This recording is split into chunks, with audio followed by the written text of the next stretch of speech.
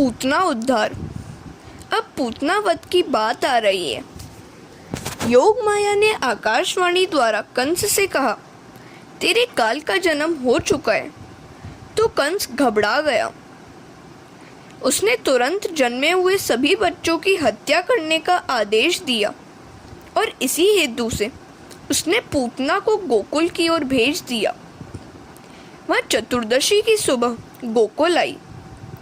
पूत का अर्थ है पवित्र। जो पूत नहीं है वही पूतना है। पवित्र क्या नहीं है? अज्ञान। सो पूतना का अर्थ है अज्ञान, अविद्या, और पवित्र है केवल ज्ञान। गीता जी में कहा है, न ही ज्ञाने न सिदृशम पवित्र में विद्यते। इस संसार में ज्ञान के सिवाय पवित्र करता और कुछ नहीं है। ज्ञान सा पवित्र कुछ भी नहीं है। ज्ञान धनार्जन का साधन नहीं है। आत्मस्वरूप का ज्ञान ही ज्ञान है। ज्ञान पवित्र है और अज्ञान अपवित्र।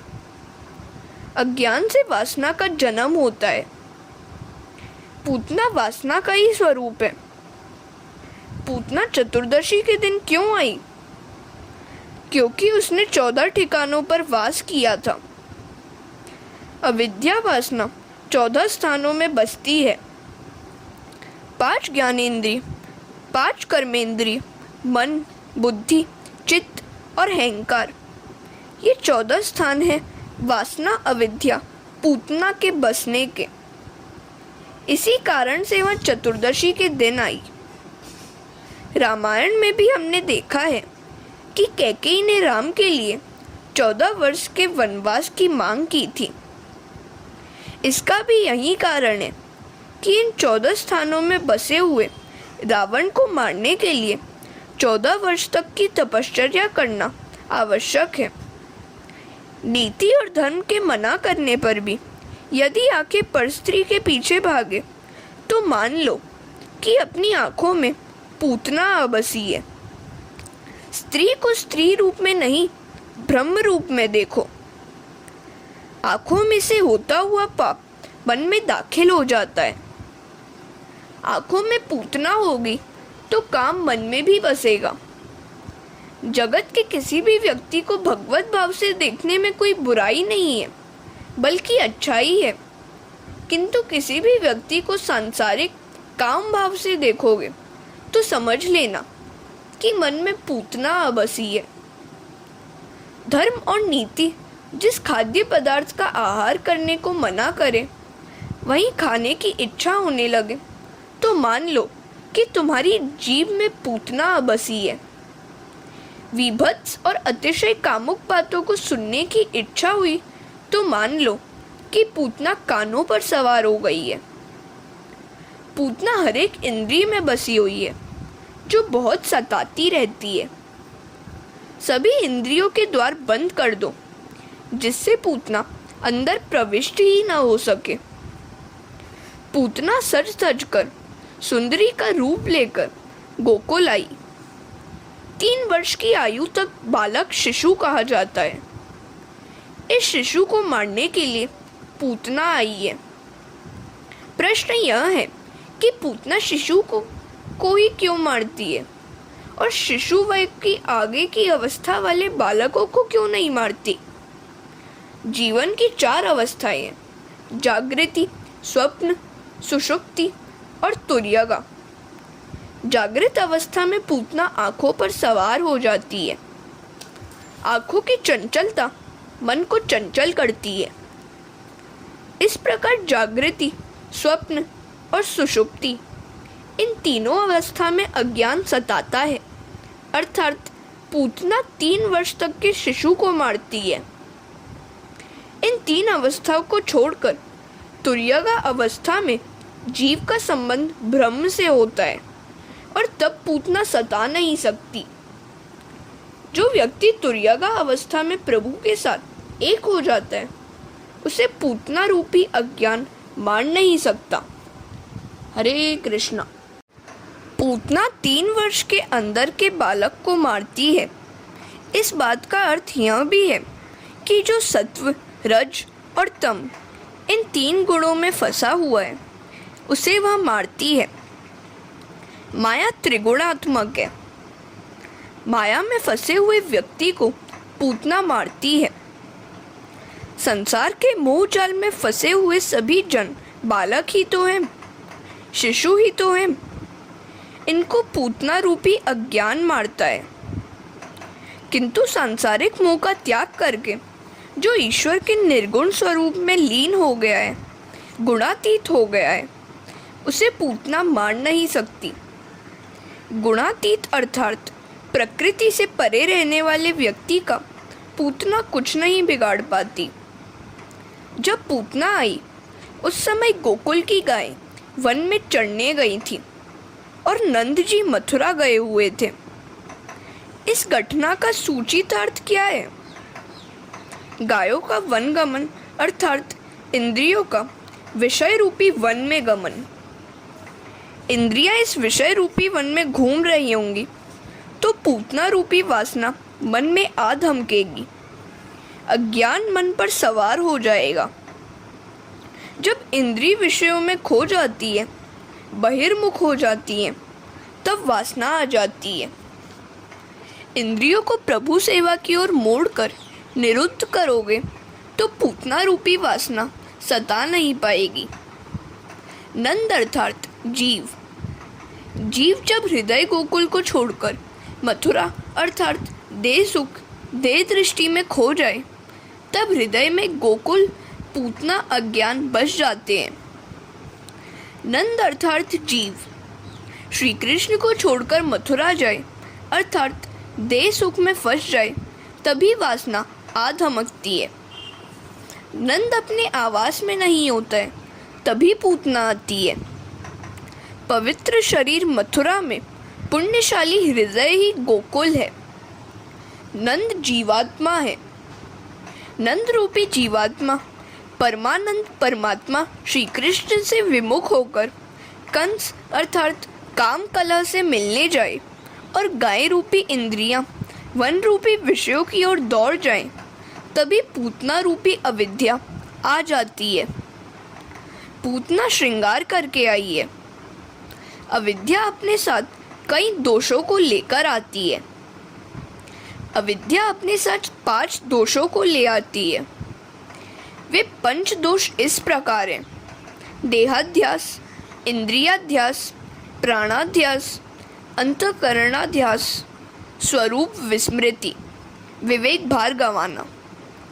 पूतना का स्वरूप देखकर यशोदा आदि धोखे में आ गई। पूतना की वेड़ी देखकर देहाध्यास हुआ, रूप देखकर इंद्रियाध्यास हुआ, अतः स्वरूप की विस्मृति हो गई। फलतः उसको किसी ने नहीं रोका। वह सीधी नंद बाबा के घर में घुस गई। पूतना को देखते ही कन्हैया ने आंखें मूंद ली। पूतना ने उसको अपनी गोद में ले लिया। पूतना ऊपर ऊपर से तो बड़ा अच्छा व्यवहार कर रही थी, किंतु उसके हृदय में कुटिलता का विष भरा हुआ था। पूतना अपने स्तनों पर भी विष लगाई आई थी। संसार सुख का उपभोग करने के लिए मनुष्य भी अपनी आत्मा पर वासना का विष लगा लेता है। पूतना ने लाला को गोद में बिठलाकर उसके मुंह में अपना विष से सना हुआ स्तन दे दिया। कन्हैया ने तो दूध पीना शुरू कर दिया और उसने इस प्रकार दूध पीना शुरू किया कि पूतना वेदना से भारी क्रंदन करने लगी, किंतु कन्हैया तो दूध पीता ही रहा और पूतना धीरे धीरे निष्प्राण हो गई। सौंदर्य को देखकर मनुष्य मात्र मुग्ध हो जाता है और देहभान भूल जाता है। सभी व्रजवासी भी पूतना के बनाव श्रृंगार पर मोहित हो गए थे और उसको किसी ने रोका नहीं। हरे कृष्णा।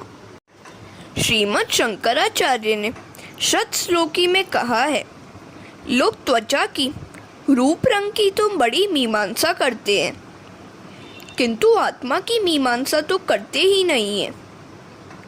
जो व्यक्ति चमड़ी का चिंतन करता रहता है वह अगले जन्म में चमार बनता है। सो शरीर के श्रृंगार में समय मत गवाओ। जिसका शरीर तो सुंदर है किंतु हृदय विष से भरा हुआ है, वही पूतना है। पूतना बाहर से तो बड़ी सुंदर थी किंतु उसका मन बहुत मैला था। जिसके वस्त्र तो सुंदर है किंतु मन अस्वच्छ है, वही पूतना है। जिसकी आकृति तो अच्छी है किंतु कृति बुरी है, वही पूतना है। चारित्र की जांच पड़ताल किए बिना किसी का पानी तक न पिया जाए। चाहे बर्तन प्याले चमचमाते क्यों न हो, किंतु उसका मन मैला हो सकता है। बड़े बड़े तपस्वी भी सौंदर्य के मोह जाल में फंस चुके हैं। आमना सामना हो जाने पर प्रशंसा करें किंतु उसकी अनुपस्थिति में निंदा करें, वह भी पूतना है। जो भी अच्छा बुरा कहना है वह उसके सामने ही कह देना चाहिए। जीव का स्वभाव उस पूतना जैसा ही है। अपनी आत्मा पर अज्ञान अविद्या का आवरण लगाकर वह विषयानंद में डूब जाता है। किसी के भाम्य रूप रंग बनाव श्रृंगार से मोहित होना नहीं चाहिए। जो बाहर से सुंदर हो वह अंदर से भी सुंदर ही होगा, ऐसा मान लेना मूर्खता लेना है। पूतना दुष्ट थी, फिर भी व्रजवासी उसके रूप रंग के कारण धोखा खा गए थे।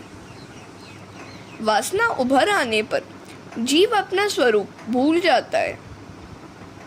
पूतना रूपी अज्ञान के कारण ही स्वरूप विस्मृति हो जाती है। पूतना को देखकर व्रजवासियों को इंद्रियाध्यास हुआ और स्वरूप की विस्मृति भी हुई। वासना रूपी पूतना का विनाश होने पर ही कृष्ण मिलन हो पाता है।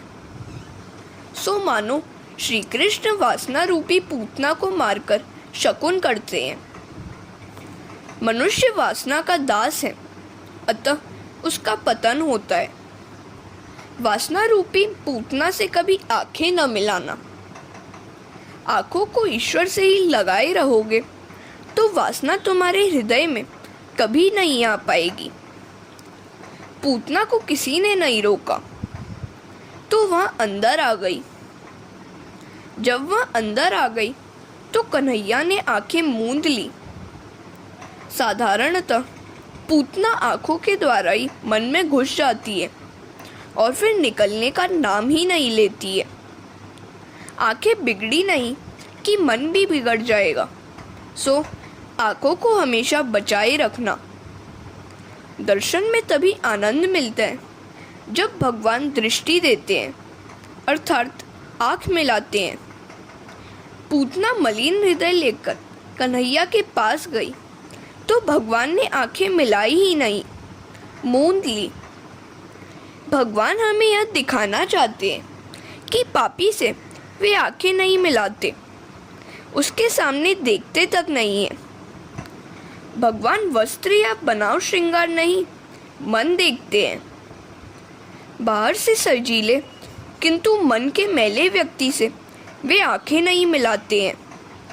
हरे कृष्णा। भगवान से तो हमें यही प्रार्थना करनी है, नाथ हम आपकी शरण में आए हैं, मुझ पापी को भवसागर पार करा दीजिए। मौसम कौन कुटिल खलकामी, जिनु तनु दियो ताही बिसरायो, ऐसो नमक हरामी। और सूर कहे श्याम सुनो, शरण है तिहारे, अब की बार पार करो नंद के दुलारे। किंतु जीव बड़ा अभिमानी है, वह ऐसी प्रार्थना करता ही नहीं है। जीव है तो खाली हाथों वाला, फिर भी वह अकड़ कर ही चलता है। नहीं विद्या बल वचन चातुरी, ईश्वर की कृपा के बिना मनुष्य के पास आ ही क्या सकता है। जीव भगवान की शरण ले तो उसके सभी पाप दूर हो सकते हैं, क्योंकि भगवान ही ने तो वचन दिया है। सन्मुख होए जीव मोहि जभी, जन्म कोटि अघनाशहु तभी। गीता में भी कहा गया है, न मे भक्त प्रणश्यति, जो मेरा हुआ है उसका कभी कोई विनाश नहीं कर सकता है। शुद्ध प्रेम में तो औरों को सुखी करने की ही भावना होती है। तैत्तिरीय उपनिषद में 4 सूत्र हैं। मातृदेवो भव, पितृदेवो भव, आचार्य देवो भव, अतिथि देवो भव। एक महात्मा ने इन सूत्रों में एक और सूत्र भी जोड़ दिया है, परस्पर देवो भव। काल नहीं, कलेजा अर्थात मन बिगड़ गया है, जिसके कारण कलयुग आया हुआ है। मनुष्य एक दूसरे को देवरूप मानने लगे तो कलयुग सतयुग बन सकता है। विबुध्यताम बाल कमारिका ग्रहम चराचरात्मा स निमीलिते क्षणः। पूतना को देखते ही कन्हैया ने अपनी आंखें क्यों मूंद ली? महात्माओं ने कई कारण बताए हैं इसके। पूतना नारी थी, नारी अवध्य मानी गई है। पूतना को देखकर भगवान सोचते हैं कि इसे मारना तो पड़ेगा ही। स्त्री की हत्या करते हुए उन्हें संकोच हो रहा था, सो उन्होंने आंख मूंद ली। सामने कोई पुरुष हो और वीरता दिखानी हो तो और बात है, किंतु किसी स्त्री को मारने में कौन सी वीरता है? तो एक महात्मा को वह कारण जचता नहीं है। वे कहते हैं कि पूतना नारी थी, किंतु वह राक्षसी थी। उसने कई बच्चों की हत्या की थी और यहाँ भी कन्हैया की हत्या के हेतु ही आई थी। भगवान के आंखें मूंदने का कारण कुछ और ही है। उनकी आंखों में वैराग्य है। उन्होंने सोचा कि यदि वे पूतना से आंख मिलाएंगे तो उसको ज्ञान प्राप्त हो जाएगा। वह जान जाएगी कि यह तो ईश्वर है। मेरे ईश्वरत्व का उसे ज्ञान हो जाने पर मैं जो लीला करना चाहता हूँ वह कर नहीं पाऊंगा। ऐश्वर्य का ज्ञान लीला में बाधा रूप है। यदि पूतना जान गई कि यह तो ईश्वर है तो वह दूध नहीं पिलाएगी। कृपा करते हुए भगवान यदि किसी से आंखें मिला दे तो उसे ज्ञान प्राप्त हो जाता है। खुदा नजर दे तो सब सूरत खुदा की है। हरे कृष्णा। भगवान ने अर्जुन से कहा था, अर्जुन, मैं जिस पर कृपा करता हूँ उसे मेरे स्वरूप का ज्ञान हो जाता है। यदि मैं पूतना पर दृष्टि करूँगा तो उसे ज्ञान हो जाएगा कि यह कोई सामान्य बालक नहीं, काल के भी काल है। उसे ऐसा ज्ञान हो जाने पर मैं लीला नहीं कर पाऊँगा। यह मुझे सामान्य बालक ही मानकर मारने आई, सो उसे अपने वास्तविक स्वरूप का ज्ञान कराना ठीक नहीं है। इस तरह पूतना को अज्ञानी रहने देने के लिए भी भगवान ने अपनी आंखें बंद कर ली थी। एक महात्मा कहते हैं कि यह कारण भी ठीक नहीं है। दृष्टि मिलन होते ही पूतना को ज्ञान हो जाने वाली बात ठीक नहीं है। दुर्योधन को ज्ञान हो पाया था क्या? पूतना विष लेकर आई थी तो लाल आंखें मूंद कर सोचने लगा कि इसे गोलोक में भेजा जाए या वैकुंठ में। तो एक और महात्मा दूसरा कारण बताते हैं। अपने किसी न किसी पुण्य के बिना कोई भी जीव ईश्वर के समीप जा नहीं सकता। भगवान आंखें मूंदकर यह देखने लगे कि इस पूतना ने किसी भी जन्म में कोई पुण्य किया भी है या नहीं। जिसके साथ बहुत प्रेम किया जाए वह संभव है किसी छोटे से कारण से उसी के साथ वैर मोल ले। एक महात्मा बताते हैं, कन्हैया सोच रहा था कि उसने तो माना था कि गोकुल के लोग उसे माखन मिश्री खिलाएंगे, किंतु यहाँ तो लोग माखन मिश्री खिलाने के बदले विष पिलाना चाहते हैं और डर के मारे उसने आंखें बंद कर ली। तो दूसरे महात्मा पूछते हैं, परमात्मा भी कभी डर सकते हैं क्या? कन्हैया ने सोचा कि विष पीने की शिवजी की आदत है, मुझे तो विष पसंद ही नहीं है। सो उसने आंखें बंद करके भगवान शंकर की प्रार्थना की, आप विष पीने को पधारे तो मैं तो दूध ही पीऊंगा। भगवान शिव का ध्यान धरने के हेतु ही कन्हैया ने आंखें मूंद ली थी। कन्हैया आंखें बंद करके शिवजी को याद करके विष पीने के लिए बुला रहा है, शिव तत्व का आवाहन कर रहा है। जब किसी देव को याद करना या बुलाना होता है तो आंखें बंद करके ही उसका ध्यान धरना पड़ता है। एक अन्य महात्मा कहते हैं, मुझे यह कारण योग्य नहीं लगता। क्या कृष्ण विष को पचा नहीं सकते? वे तो काल के भी काल हैं। कृष्ण की आंखें बंद कर लेने का कारण और ही है, उनकी आंखों में सूर्य और चंद्र का वास है। महायोगी सूर्यमंडल को पार करके ब्रह्मलोक में जाते हैं। कृष्ण पूतना को ब्रह्मलोक में भेजने जा रहे हैं। यह देखकर सूर्य चंद्र को अर्थात भगवान के नेत्रों को ठीक नहीं लगा। अपने कृष्ण को वह तो विषपान कराने आई है, तो फिर उसको ब्रह्मगति क्यों दी जाए? ऐसा सोचकर आंखों ने पलकें बंद कर ली। जीव को लक्ष्मी का उपयोग करने का कोई अधिकार नहीं है। जीव लक्ष्मी का उपयोग चाहे कर ले, उपभोग नहीं कर सकता। यदि वह उपभोग करने का प्रयास करेगा तो चाटा मिल जाएगा। अच्छाई तो इसी में है कि भगवान को सर्वोत्तम वस्तुएं अर्पित की जाए। स्वयं खाने से संतोष नहीं मिलता, औरों को खिलाने पर ही संतोष मिलेगा।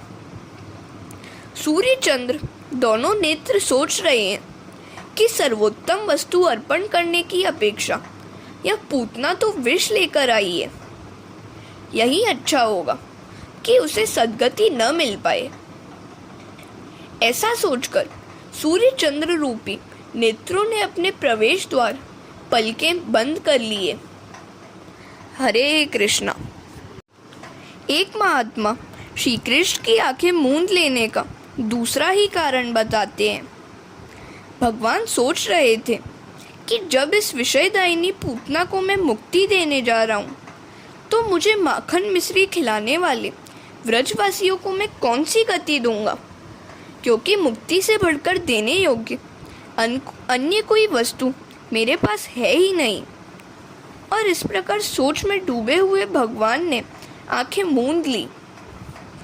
इस प्रकार ये महात्मा मानो दशम स्कंद में भगवान की लीला में पागल से हो गए हैं। जीव गोस्वामी जो कभी किसी राजा के दीवान थे, कृष्ण प्रेम में पागल होकर लंगोटी पहनकर फिरने लगे। सनातन गोस्वामी बंगाल के जमींदार थे। दशम स्कंद का श्रवण होने पर वे कृष्ण प्रेम में पागल हो गए और ताड़पत्र की लंगोटी पहनकर लीला निकुंज में राधे कृष्ण करते हुए घूमने लगे।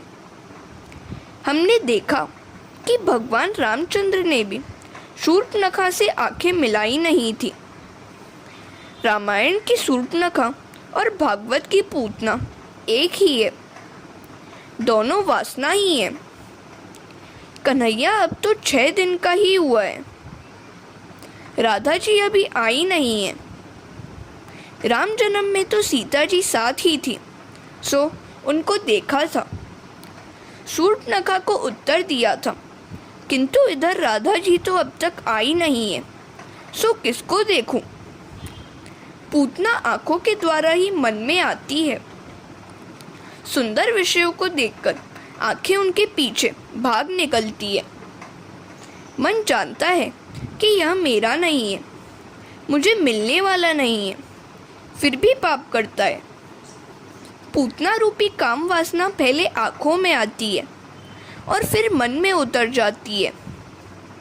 पूतना ने यशोदा से कहा, मैं तुम्हारे बालक को दूध पिलाऊंगी तो वह हष्ट पुष्ट हो जाएगा। यशोदा ने लाला को पालने से बाहर निकाला और पूतना की गोद में दे दिया। पूतना मासी उसे लाड करने लगी। कन्हैया तो जानता ही है कि यह लाड करने नहीं, मारने के लिए आई है। पूतना ने यशोदा जी से कहा, तुम्हें घर में यदि कुछ कामकाज करना है तो जा सकती हो। बोली यशोदा घर के काम में लग गई। इधर पूतना ने लाला को दूध पिलाना शुरू कर दिया। कन्हैया दोनों हाथों से स्तन को पकड़कर बलपूर्वक दूध पीने लगा। कन्हैया को तो दूध के साथ साथ प्राण भी मानो पीना था। पूतना व्याकुल हो गई। वह रो रो के कहने लगी, मुझे छोड़ दे कन्हैया, मुझे छोड़ दे। सा मुंच मुंच लमिति प्रभाषिणी। कन्हैया ने कहा, पूतना मासी, मेरी माता ने तो पकड़ना ही सिखाया है, छोड़ना नहीं। मुझे पकड़ना ही आता है, छोड़ना नहीं। मैं आज तुम्हें छोड़ने वाला नहीं हूँ, मैं तुम्हारा उद्धार ही करूँगा। भगवान की मार में भी प्यार ही है। परम आश्चर्य हुआ। पूतना ने 2 बार मुझे छोड़ दे, मुझे छोड़ दे कहा, मानो वह इहलोक और परलोक में से अपने आप को छुड़ाकर गोलोक धाम में ले जाने की प्रार्थना कर रही थी। वह अहंता और ममता में से छुड़ाकर कृतार्थ करने को कह रही थी। पूतना व्याकुल हो गई, अतः स्वरूपानुसंधान नहीं रहा। उसने राक्षसी रूप धारण किया। वह आकाश मार्ग में कृष्ण को उड़ा ले चली। तो कंस के बगीचे के एक वृक्ष पर कन्हैया ने पूतना को गिरा दिया। वह वृक्ष पर गिरी तो और भी कई वृक्ष टूट पड़े। पूतना और वृक्षों के गिरने से एक बड़ा धमाका हुआ। अविद्या के कारण षड विकार उत्पन्न होते हैं। हरे कृष्णा। राक्षसी के वक्षस्थल पर कन्हैया विराजमान था। धमाका सुनकर गोपियां दौड़ती हुई आईं। यशोदा को कोसने लगी, हमने कितनी मिन्नतें मानी थी, तब कहीं तुम्हें पुत्र हुआ और तुम्हें तो इसकी कोई कदर कीमत ही नहीं है। यशोदा ने गोपियों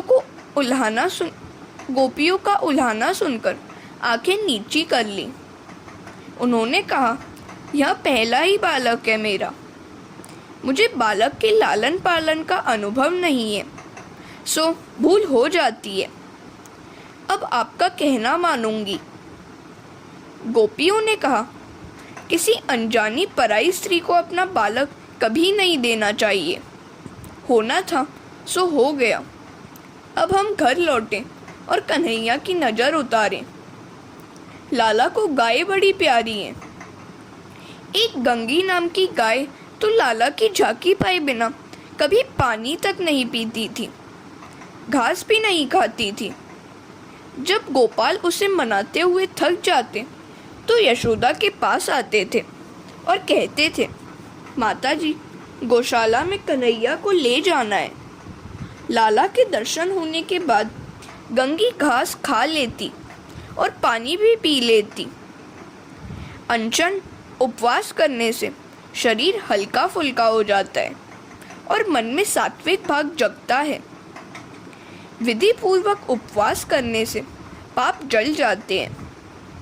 बड़े बड़े ऋषि मुनि जब हजारों वर्ष तपश्चर्या करने के बाद भी प्रभु के दर्शन पा नहीं सके तो गायों को जन्म लेकर गोकुल में आ बसे। उनके हजारों वर्ष की तपश्चर्या भी उनका अभिमान और वासना जला नहीं पाई थी। सो उन्होंने सोचा कि गोकुल में गायों का अवतार लेकर अपना काम निष्काम कृष्ण को अर्पित कर देंगे और हम निष्काम हो जाएंगे। गोपियां लाला को लेकर गौशाला में आई और गंगी की पूंछ हाथ में लेकर लाला के शरीर पर सिर से पांव तक 3 बार फेर दी। मेरे लाला को यदि किसी की नज़र लगी हो तो इस गंगी की पूंछ में चली जाए। गोपियां तो मानो प्रेम की ध्वजा हैं। अपने कन्हैया को यदि कुछ होना है तो वह उसे नहीं, हम ही को हो जाए। इनका प्रेम विशुद्ध है। लाला को राक्षसी का स्पर्श हुआ, पर वह ठीक नहीं हुआ। कहीं कुछ अनिष्ट हो गया हो तो? इस बार तो हमारा लाला बच गया। इसे स्नान करने से शरीर निरोगी होता है। गौमूत्र बड़ा गुणकारी है, यह अनुभव सिद्ध बात है। गौमूत्र का पान करने से न केवल शरीर बल्कि मन भी शुद्ध होता है। गौमूत्र को महीन कपड़े से 108 बार छानकर पीने से मन का मैल दूर होता है, मन के पाप दूर होते हैं और मन शुद्ध होता है। यह प्रयोग 6 मास तक किया जाए। गौमूत्र पान के इस प्रयोग से स्वभाव में बड़ा परिवर्तन हो जाएगा। गौमूत्र में दिव्य शक्ति है। वह स्वभाव को सुधारता है, वह बुद्धि को भी निरोगी करता है। गौ का गोबर त्वचा पर मले जाने पर शरीर की अनावश्यक गर्मी को खींच लेता है और त्वचा को मुलायम बनाता है। जब तक मनुष्य का स्वभाव सुधर नहीं पाएगा, तब तक वह ज्ञान मार्ग या भक्ति मार्ग में प्रगति नहीं कर पाएगा। हरे कृष्णा। आजकल तो जीवन ऐसा हो गया है कि मनुष्य का समय, संपत्ति और शक्ति फैशन व्यसन में खर्च हो जाती है। व्यसन और फैशन में ही अपनी सारी शक्ति का व्यय करता रहता है। वह ज्ञान और भक्ति मार्ग में आगे नहीं बढ़ पाता। कन्हैया को पहले गोमूत्र से और फिर उष्ण जल से नहलाया गया। वह तो बड़े मजे में था। ऋषि रूपा गोपियां कन्हैया को घेर कर बैठी हुई थी। एक गोपी कहती है, आहा, कितनी सुंदर है आंखें हमारे लाला की। तो दूसरी ने कहा, इसके केश भी बड़े सुंदर हैं। तीसरी ने कहा, वाह वाह, इसके चरण कमल तो देख, कितने सुंदर हैं। सारी गोपियां बाल कृष्ण के एक एक अंग के सौंदर्य का पान करने लगी। ये ऋषि रूपा गोपियां तो वेद शास्त्र संपन्न थी। वे स्तुति करने लगी, कन्हैया, आज भगवान तेरे मंगलमय चरणों की, यज्ञ पुरुष तेरी जंगा की, अच्युत भगवान तेरी कटी की, भगवान हयग्रीव तेरे पेट की, भगवान केशव तेरे हृदय की, ईश भगवान तेरे वक्षस्थल की, सूर्य तेरे कंठ की, भगवान विष्णु तेरी भुजा की, भगवान वामन तेरे मुखारविंद की और ईश्वर तेरे मस्तक की रक्षा करे।